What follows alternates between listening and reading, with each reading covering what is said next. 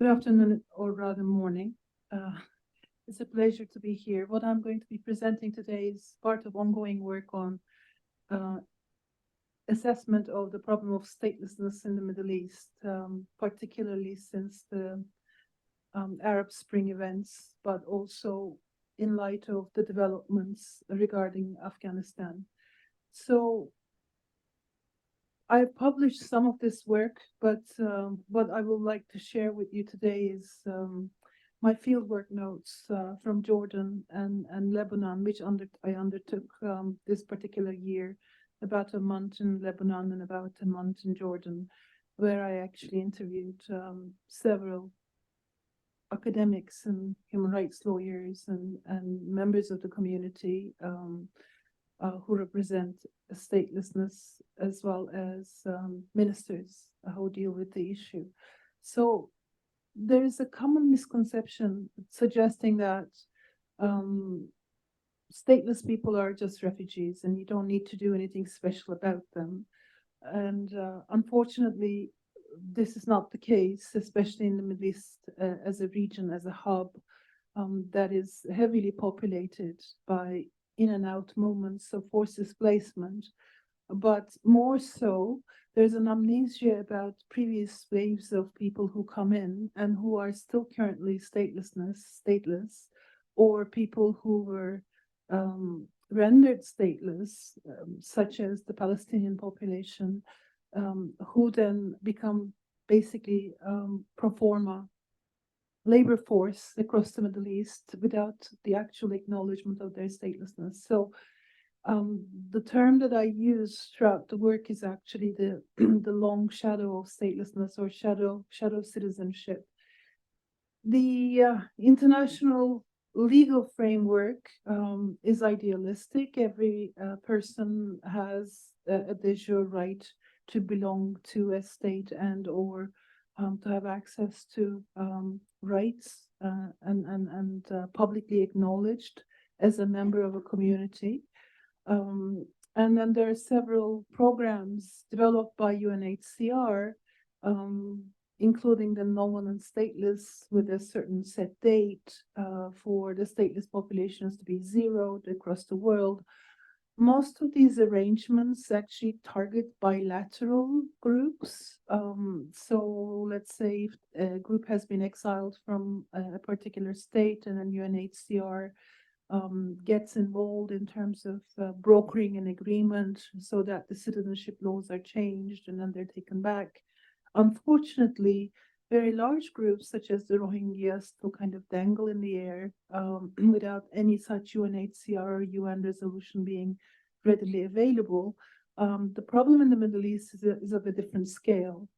What I've discovered is that there are layers of stateless populations. And so let's say the Palestinian population in Lebanon is reaching their fourth generation, still being de facto and de jure stateless. In Jordan, the Iraqi population is reaching their third generation, still de jure and de facto stateless. And in Turkey, there are other groups which are more recent incoming groups who are de facto and de jure stateless. So I'm going to discuss some of the things that really caught my attention. And suffice to say, I've done work on the Syrian exodus, I've done work on international criminal law and crimes against humanity and mass dispossessions and population exchanges. So this particular issue constituted a conundrum for me. It didn't fit into any of the things that I thought I knew. So one of the challenges was that, especially in Jordan and Lebanon, although the numbers are quite large of people who are not protected under guest status or temporary protection order or labor arrangements, the stateless population is considered as part of the demographic. So the numbers are known and they're managed, and then they're given specific kinds of access to public services, but there is no political will or arrangement for the status of being stateless to be ended.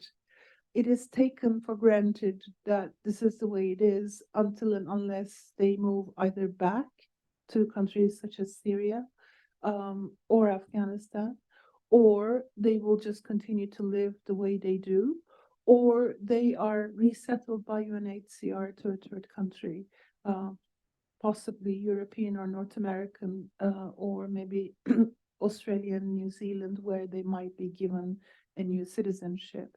So it's kind of taken as is, and then there are no policy incentives or major arrangements in terms of decrees or changes in citizenship laws.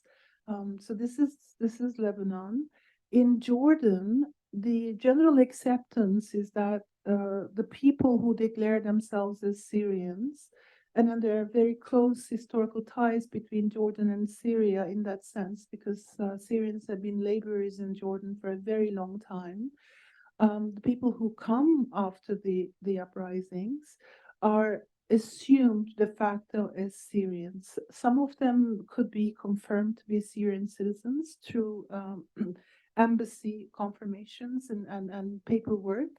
But for others, especially the children who are born into intermarriages, which is quite common, by the way, um, the police issues a paper that declares that the child is born in Jordan to a supposedly Syrian parent and then a supposedly perhaps Palestinian parent. And then there's a document for the birth of the child, but that child has no chance of getting Jordanian citizenship in the long run, especially in the case of intermarriages.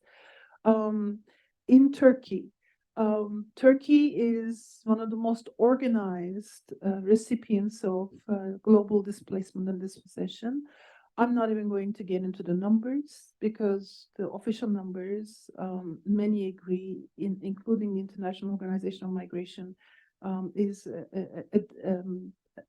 significantly lower than what's going on in the market. So you have what we call floating people. You have people who have expired registrations and yet work in the labor market. You have illegal residencies. You've got children who are born but not registered. You've got people who come in with visitor visas who never left, who are actually living underground. And it is not only from the Middle East, and this is a very good crowd to discuss that, basically from the Turkic republics to Afghanistan, to Syria, Iran, Jordan, not Jordan, I'm sorry. Yeah, what did I say? Iran, Iraq. Now the Russian young men are actually escaping military duty. They're all coming in, and most of them are not enumerated. So obviously, majority of these people are not stateless. They're just people on the move. They do have a passport, or they do have the grounds to prove that they have citizenship. But there is a group which are and have been stateless for multiple generations.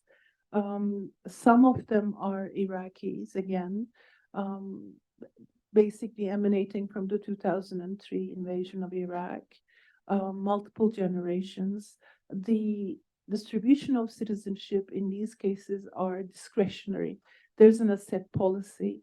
And the interviews that I had with Syrians who are settled in Turkey also confirmed that the distribution of citizenship for the millions who are in there are actually discretionary. There's no set rules in terms of who gets citizenship and when and under what circumstances. Some are allowed family reunion, which means they can bring their parents. Some are not allowed that. Afghanis, especially Afghani youth, are registered as temporary guests, and then they have work permits. But those who actually emigrated to Pakistan, came back to Afghanistan, then left Afghanistan, they don't have Pakistani or Afghani citizenship that they can prove. The Russians coming from the Turkic republics, some of them, I spent 2 months in Budapest this summer looking at population movements, forced population movements and statelessness in the former Soviet Union and present Russian Federation. You've got the very similar problem. You've got minorities in certain Turkic states who left to go back to their original land, but they were not accepted there, and then they couldn't get into Russian Federation, and some of them are actually residing currently in Turkey, and then those people do not have either Russian Federation citizenship or the Turkic Republic citizenship that they originally had. The intricacies of the citizenship laws in the Russian context is mind-boggling, but nonetheless. So there are these populations, and then in Jordan, again, there are Kurdish populations and Assyrian populations and Druze who were not included in the 1925 census. And in Lebanon, there's a similar problem about the census not being repeated since 1930s, because Lebanon is a consociational state, and if they repeat the census, they're worried that the balance of power in the parliament will change, and therefore all these things are estimates by NGOs, INGOs, or members of the state bureaucracy. So what am I trying to do with the project? I'm trying to look at new faces of statelessness in the Middle East, not as a transitory problem, but as something that the region basically accepted as normal. And when I was working in Lebanon, my translator and the person who helped me was a Palestinian Lebanese. And he was third generation, I think, stateless.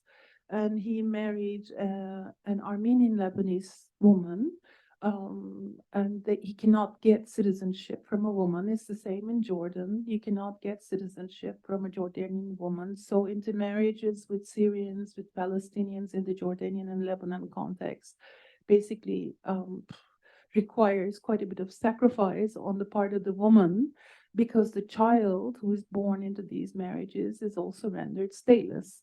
So my Palestinian interlocutor, he had a son of 5 years old, and then they were trying to get the son Armenian citizenship so that the child can actually attend university in Armenia and can have citizenship. So this is just like a very micro example of how multi-generational this issue is, and their kind of local solutions provided. So what happens to stateless people? I mean, a lot of the work, which is going to become a book manuscript, talks about where these people live, how many minutes to, okay, and where they work, and so I mean, in all three countries, and I want to extend it to Egypt as well, but I need funding to do that. Because it's not easy to go and actually approach people and earn their trust, and then for them to give the information to you. The understanding is that they have rights. So the society at large and the bureaucracy claim that stateless people in the Middle East have rights, and then that's okay. Like they're not in dire straits. And so when you ask questions like, can they be employed by the state? No. Can they become teachers? No. Can they become conscripts in the army? No.